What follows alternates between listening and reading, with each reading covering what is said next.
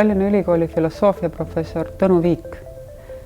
Kuidas te suhtute sellesse, et inimühiskonda, kus tavapäraselt suhted ja emotsioonid on vägagi määravad, hakkavad tasapisi tulema robotid?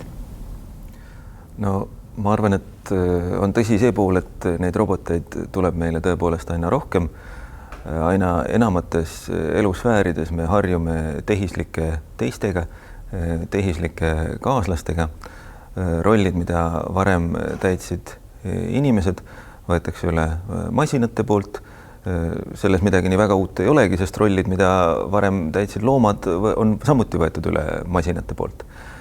Nüüd, mis on uut selles arengus, on see, et uue põlvkonna robotitel on aina enam antropomorfseid jooni, erinevaid. Mõned neist ehitatakse inimese kehaga sarnasteks, neil on antropomorfne kehakuju. Mõned neist on inimese sarnase häälevõimega, seega nad on võimelised siis inimese kõnet kuulma, mõistma ja sellele vastama. Mõned neist on antropomorfsed mingisuguse keha osa tõttu või rolli tõttu, mida nad täidavad, näiteks robot muruniidukid või robot tolmuimejad või isesõitvad autod. Mõned neist tasapisi omandavad jooni, mis on sarnased inimese teadvusega ja inimese mõtlemisega. Näiteks suudavad nad ise õppida ja ise autonoomselt teatud situatsioonides otsuseid vastu võtta. Näiteks jällegi nagu suudavad teha isesõitvad autod. Nüüd, kui me kõik need antropomorfsed jooned veel ühte olendisse kokku ajaksime, seega siis inimese sarnase kehakuju, kõnevõime, inimesele omased sotsiaalsed rollid ja funktsioonid ning niisugune teadvuse või vaimsuse tüüp, kus siis see olend suudab autonoomselt otsustada ja inimmaailmas käituda. No võt, siis me jõuame olukorda, kus seda sorti olendid hakkavad aina enam siiski tõmbama enda suunas ka meie emotsioone. Ehk siis nii, nagu me kõikide oma kaaslaste suhtes oleme emotsionaalsed ja tõepoolest afektiivsus on alati üks inimühiskonna koostisosa. Teine teise suhtes me ka väga harva suhtume ainult ratsionaalselt, vaid meil on terve tunnete skaala, mida me teiste inimeste suunas kas siis passiivselt tunneme või neid nende tunnete abil manipuleerime või ise nende tunnete abil manipuleerituks osutume. Siis kõik see sama kandub tulevikus üle ka meie tehiskaaslastele.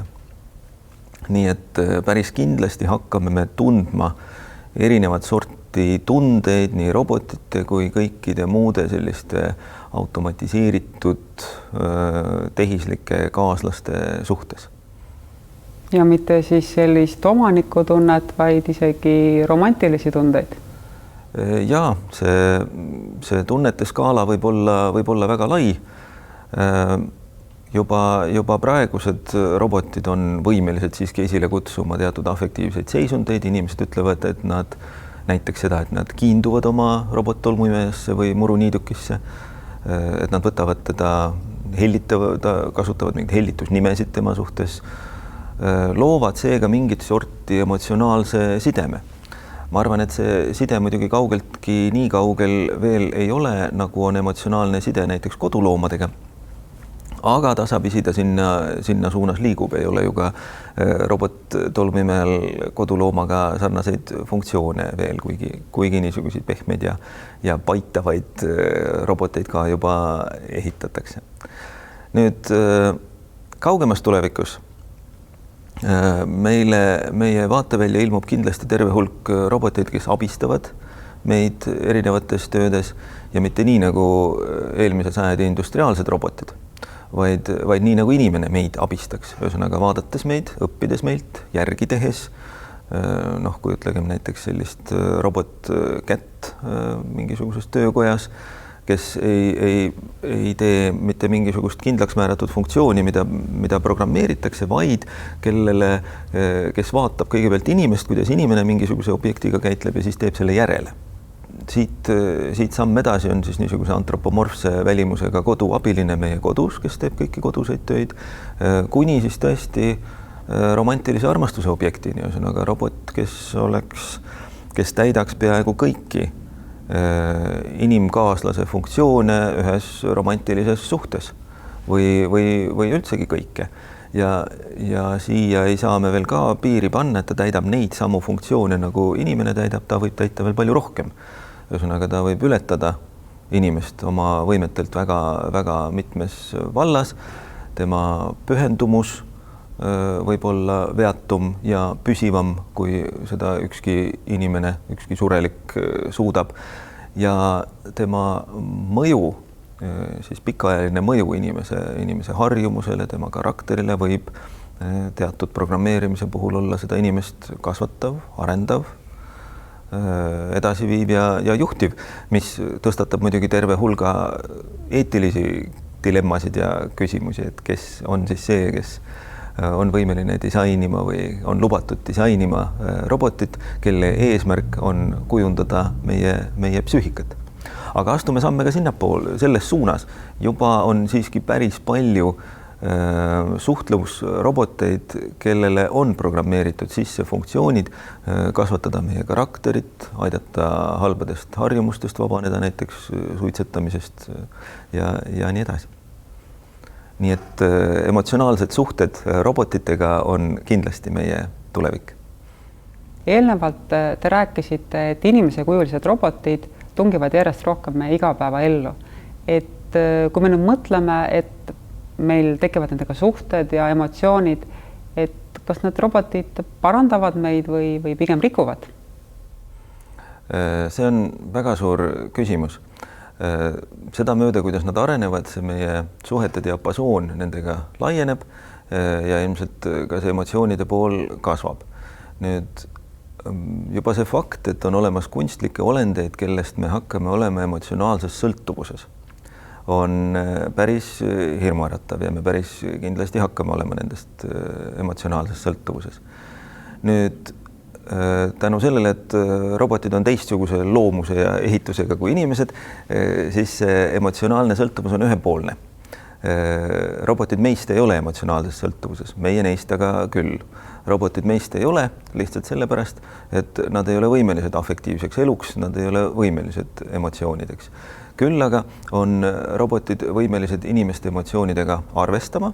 Neis on võimalik välja arendada niisugune sotsiaalne ja emotsionaalne intelligentsus, mis oskab inimeste emotsioonidele reageerida ning selle tagajärjel oskavad nad nendega ka siis manipuleerida. Nii et me peame valmis olema selleks, et nii nagu linnaruumis me siis kohtame liiklejaid, kes käituvad täiesti ratsionaalselt ja linnaruumis on see vist okei, meie kunstlikud kaaslased, siis ka meie emotsionaalses elus hakkab olema mängijaid, kes on täiesti ratsionaalsed ja selles mõttes inimestest hoopis teistsugused ning meie suhted, meie emotsionaalsed suhted robotitega on ikkagi täiesti teistel alustel kui meie emotsionaalsed suhted inimestega, mis on kahepoolselt emotsionaalsed. Nüüd on see meile hea või halb, on ilmselt küsimus, millele ei saa üheselt vastata. On kontekste, kus see on kindlasti hea. Näiteks kontekste, kus mul ei ole inimesest sõpra, aga ma vajan kellegi tuge oma, ütleme, isiksuse muutmisel. Võtame väga lihtsa näite. Ma vajan tuge halvast harjumusest, näiteks suitsetamisest loobumisel ning see tugi peab olema siis niisugune, et keegi õigel hetkel ütleb mulle tunnustavad sõnad, toetavad sõnad, aitab mind verbaalselt ja emotsionaalselt. Juba praegu arenduses olevad chatbotid, juturobotid saavad sellega kindlasti hakkama. Nüüd, kas tulemus on siis eetiliselt hea? Ma ütleksin jaa, kui ma saan sellise suhte toel suitsetamise maha jätta, siis tulemus on eetiliselt hea. Paljudes järgmistes kontekstides see enam nii selge ei ole. Meil kõik on armastuse vajadus näiteks. Ja oletame nüüd, et on tehislik olend, tänu kellele ma saan oma armastuse vajaduse rahuldatud. Kas see on eetiliselt hea? Väga raske öelda. See on küsimus sellest, milline ring inimestest jääb siis sellest suhtevõrgust välja, kes saavad seda endale lubada, kui see suhe robotiga on ikkagi palju toetavam kui suhe inimesega, kas ei hakka me ühel päeval eelistama niisugusi suhteid. Need on küsimused, millele on praegu veel väga raske vastata, aga milleks me kindlasti peame valmistuma sellesse tuleviku maailma sisenemisel. Aitäh, Tallinna Ülikooli filosoofiaprofessor Tõnu Viik. Aitäh kutsumast.